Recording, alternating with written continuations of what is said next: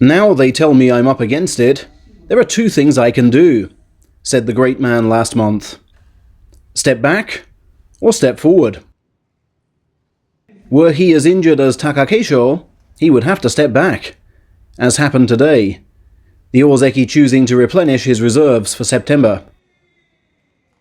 But Hakuho is actually closer to a Takayasu state, aching and pained all over, but with nothing completely unusable. Hence, forward he goes. And, starting with Takayasu, making his first July appearance today, let's focus on men who, when backed against the wall, or the rope, most surely chose to go forward.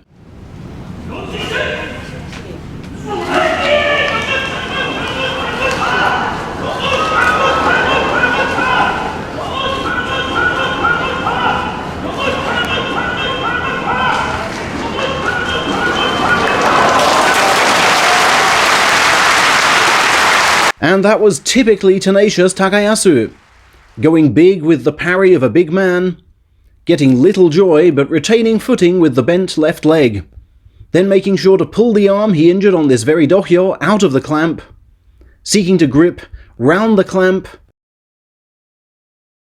worryingly without success, but then launching an expert rib press and shoulder barge to clinch the bout. Another man pinned against the bricks was Hakuho's student, Hokuseiho, facing the jet propeller thrusts of Tochimaru at the top of Division 3.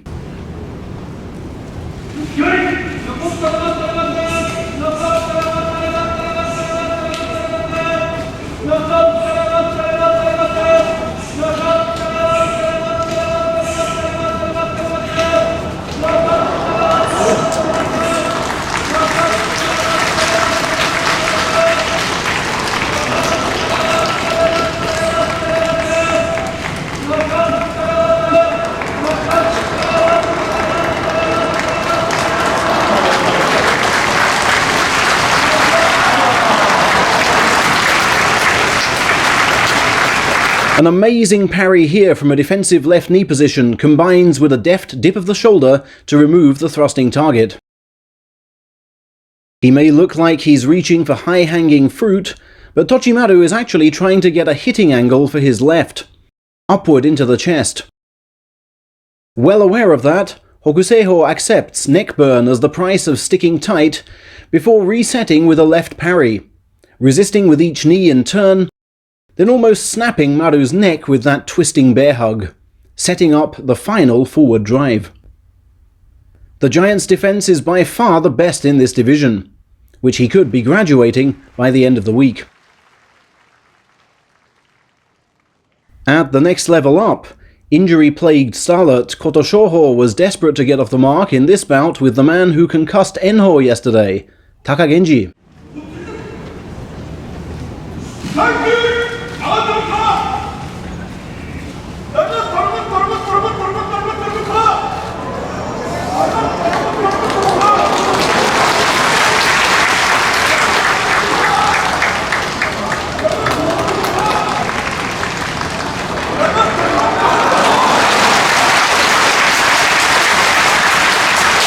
This Shoho rope maneuver saved the day, a dramatic driving down of hips and left foot into clay to get propulsion for the right knee advance, then sidestep, all while handling 180 kilos. Momentum gained, Shoho resists more easily the second time, and once on the attack, finds his inside left and frontal right strong enough to finish. Boy did he go forward in the pinch. His high school rival Ho Shoryu has clearly gained bulk and strength, judging by the forceful manner of his first two wins, yet still has the speed to comfortably outpace the likes of Okinomi. How would the veteran from Shimane, turning 36 at the month end, respond to his predicament?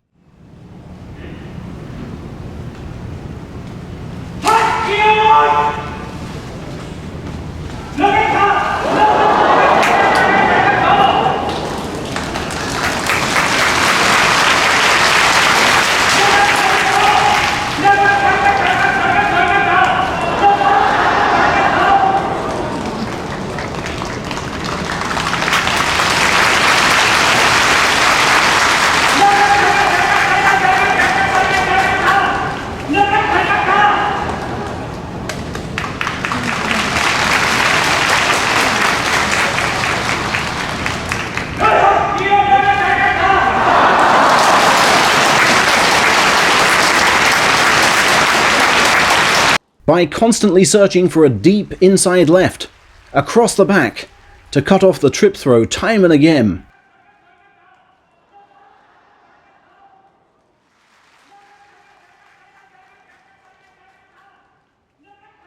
He then uses this inside right attempt as a decoy to panic the Mongolian into a counter, and drags back from the left to ensure that Hoshouryu's attacking right leg has nothing to catch. Okay, Okinomi stepped back to win, but although his belt was firmly grabbed early on, he attacked when he could have defended.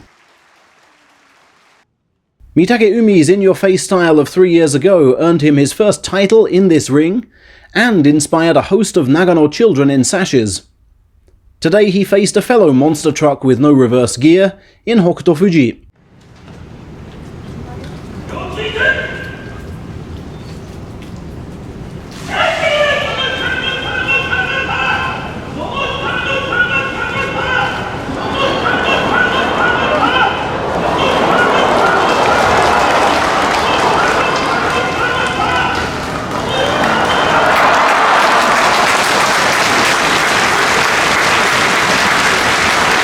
Hakuho has been working on that outside left, and put all of his Raging Bull spirit behind it.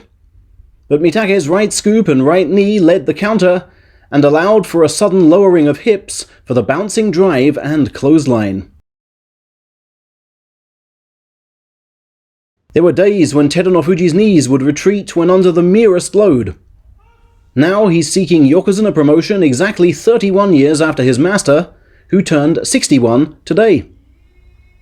Standing between him and the perfect birthday gift of a win was Takano Sho.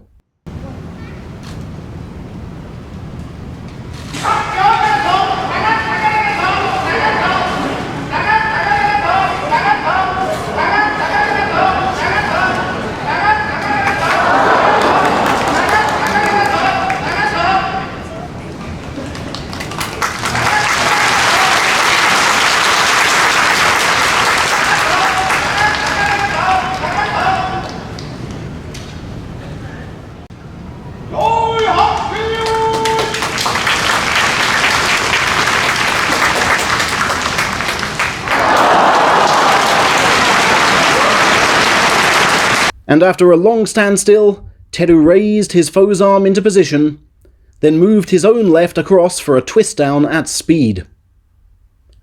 "I sometimes pull that move off in training, but never thought I'd do it in a tournament," Teru said of his Kaina Hineri double arm twist. And despite his perfect start to July, he will have no talk of titles just yet. There are scores of Nagoya locations from which to draw inspiration.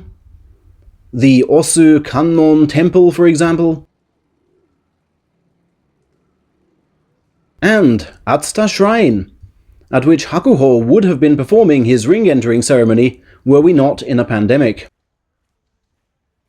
The Yokozuna might even have taken extra courage from the shrine's fearless roosters and hens. This year, though, unable to go out, he must simply inspire himself from within. Could he make it 3 from 3 this week against Dai Eisho, who he beat in March?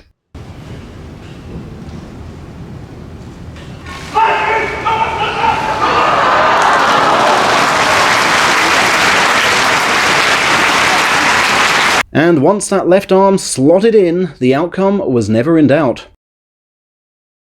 "I feel I've picked up speed since day one," the Yokozuna told reporters. "And all my conditioning secrets I shall reveal on day 15.